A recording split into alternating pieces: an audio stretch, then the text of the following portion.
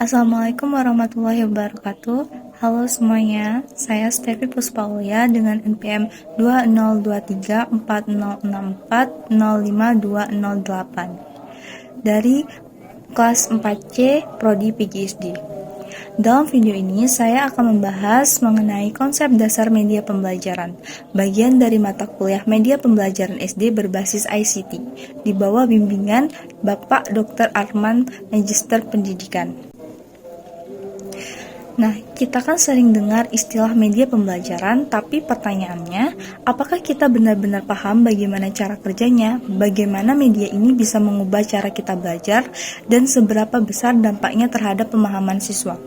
Jadi, di video ini, saya akan membahas bukan hanya pengertiannya, tetapi juga perannya dalam komunikasi pembelajaran, aplikasinya dalam kelas, dan bagaimana kita bisa memilih media yang tepat sesuai dengan kebutuhan siswa. Jadi simak video saya sampai habis ya. Sebelum pembahasannya lebih dalam, mungkin akan lebih baik jika kita mengetahui terlebih dahulu apa itu media pembelajaran. Jadi, media pembelajaran adalah segala sesuatu yang dapat digunakan untuk menyampaikan pesan dalam proses belajar mengajar, baik itu berupa alat, metode, atau teknik yang membantu guru dalam menyampaikan materi kepada siswa. Nah, dalam proses pembelajaran, kita itu perlu komunikasi yang efektif antara guru dan siswa, itu sangat diperlukan. Lalu selanjutnya ada proses pembelajaran sebagai komunikasi. Belajar itu sebenarnya adalah proses komunikasi kan. Kalau komunikasinya tidak berjalan dengan baik, maka pemahaman juga tidak akan maksimal. Oke, jadi dalam komunikasi pembelajaran ada 3 elemen utama. Yang pertama itu ada guru. Guru sebagai pengirim pesan. Guru menyampaikan materi dengan cara yang bisa dimengerti oleh siswa. Lalu yang kedua ada siswanya. Siswa sebagai penerima pesan. Siswa menerima informasi dan mencoba memahami isi peran tersebut. Dan yang ketiga ada media sebagai alat bantu komunikasi. Media membantu menyampaikan pesan dengan lebih jelas. Tetapi juga ada satu hal nih yang mungkin sering diabaikan, yaitu gangguan komunikasi atau noise. Ini bisa berupa siswa kurang fokus karena bosan, materi terlalu abstrak tanpa ilustrasi, media yang digunakan tidak sesuai dengan tingkat pemahaman siswa, maka dengan itu, guru perlu memilih media yang bisa benar-benar menjadi jembatan komunikasi, bukan sekedar hambatan baru dalam pembelajaran. Ada juga kedudukan dan fungsi media pembelajaran. Jadi media pembelajaran bukan sekedar pemanis dalam kelas ya, tapi dia juga punya fungsi utama dalam proses belajar mengajar.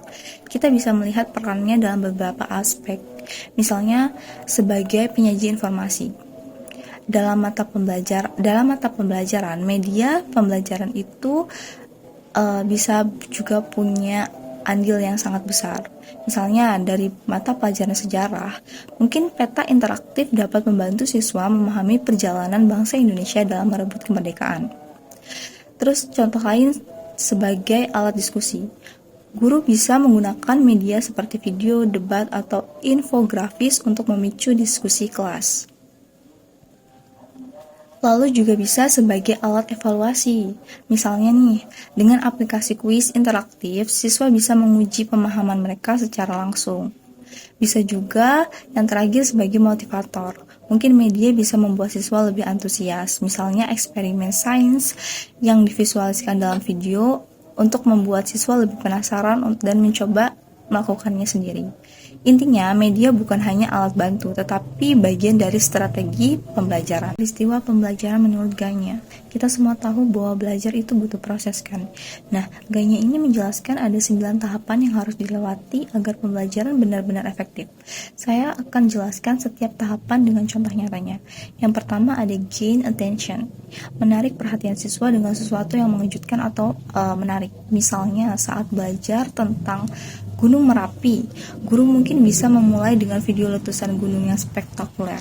Jadi itu bisa membuat siswa lebih tertarik. Lalu yang kedua ada inform learner, menjelaskan tujuan pembelajaran dengan bahasa sederhana agar siswa tahu apa yang akan dipelajari. Dan yang ketiga ada stimulate prior learning. Stimulate prior learning, menghubungkan materi baru dengan pengalaman siswa. Misalnya sebelum belajar tentang pecahan, guru boleh bertanya, kayak pernah nggak kalian berbagi pizza dengan teman, atau pernah nggak kalian berbagi apel dan barang-barang atau jajanan mereka itu dengan teman-temannya.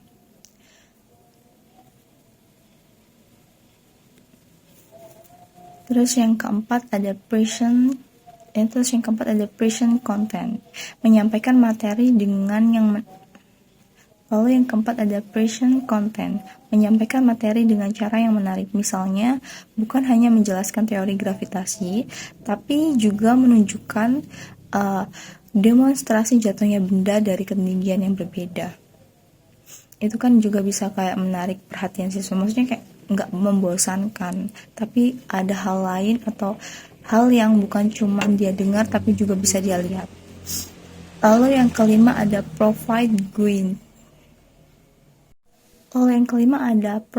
guidance, memberikan arahan melalui contoh atau latihan yang membantu siswa memahami lebih dalam.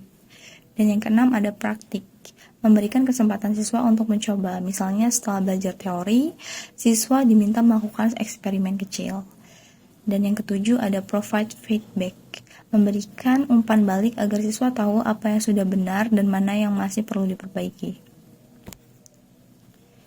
Lalu yang kedelapan ada assess performance, melakukan evaluasi bisa dengan ujian, diskusi, atau proyek.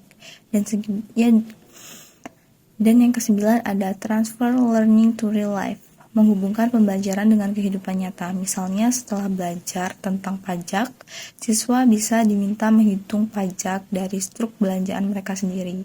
Ini biasanya sering dilakukan oleh guru-guru SD. Jadi dengan mengerti langkah-langkah ini, pembelajaran tidak hanya efektif tetapi juga menyenangkan dan bermakna bagi siswa. Oke, jadi dari pembahasan ini kita bisa simpulkan bahwa media pembelajaran bukan sekedar alat bantu tetapi strategi yang bisa mengubah cara kita memahami sesuatu.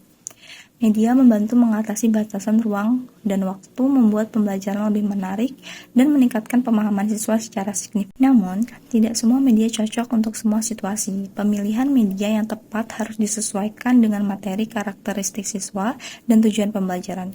Jadi, sebagai calon pendidik, kita harus bijak dalam memilih dan memanfaatkan media pembelajaran agar proses belajar mengajar bisa berjalan optimal. Saya, Stevi Puspaulia, terima kasih sudah menyimak. Semoga video ini bermanfaat. Wassalamualaikum warahmatullahi wabarakatuh.